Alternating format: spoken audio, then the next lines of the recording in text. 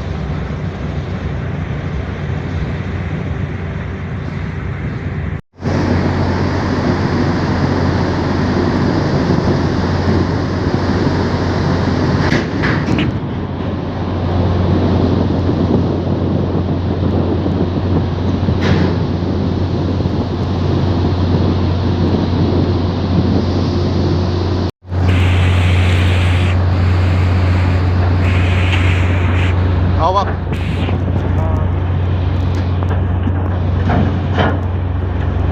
Sira ang plan nila. Ang camera, damage.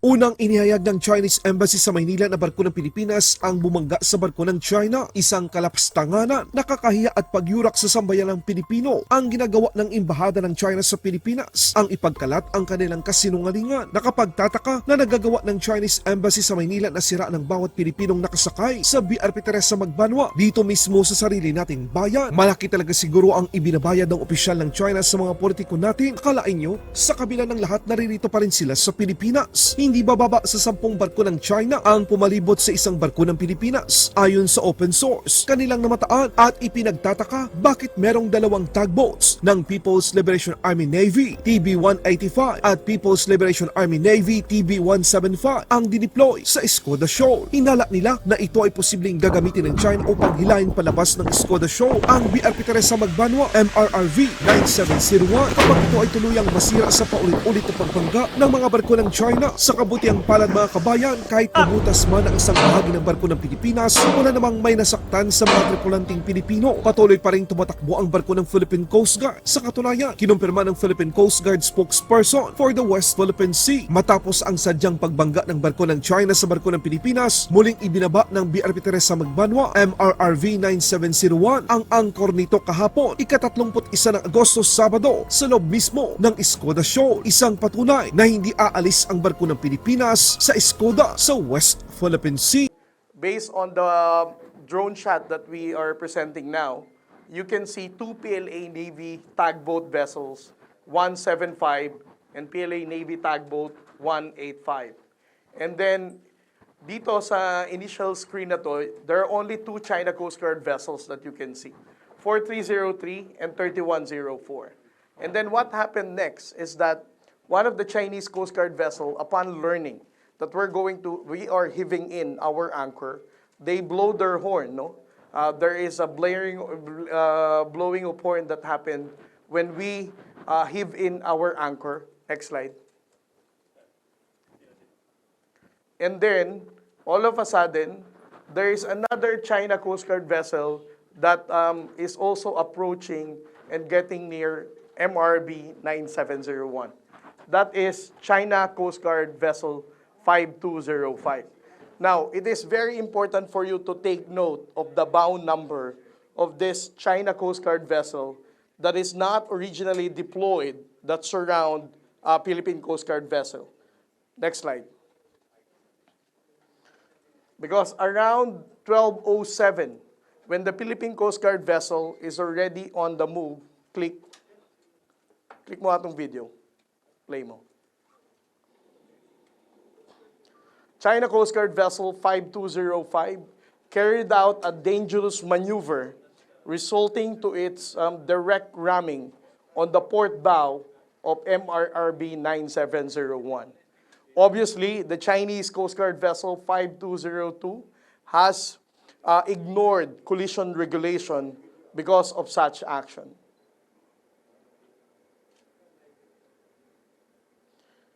And then what happened next after this in 12:07 is that it would turn around, next slide,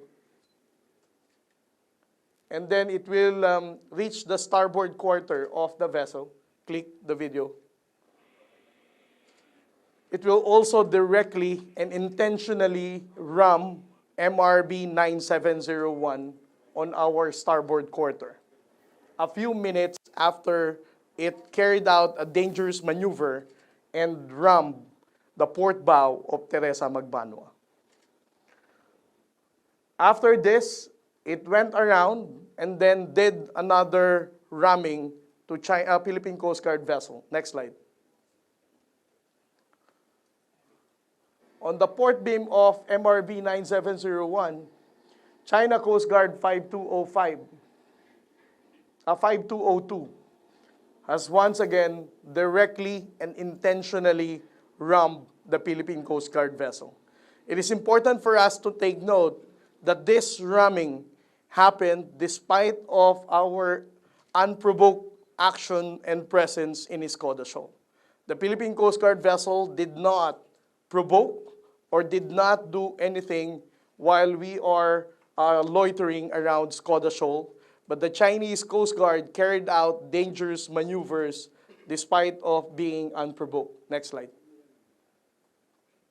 These are the damages that the BRP Teresa Magbanua has incurred as a result of the direct ramming and intentional collision carried out by China Coast Guard 5202. There is a damage on the bridge wing and also on the freeboard of the 9701. Next. There is this hole that also was a result of a direct ramming conducted by the China Coast Guard and also on this part. Next slide. As we are conducting this press conference now, I would like to report also to everyone that the Philippine Coast Guard vessel MRV 9701, as of 14:59 or 2:59 p.m. this afternoon, has already dropped its anchor, located also inside Escoda Shoal. Next slide. Laban, Pinas.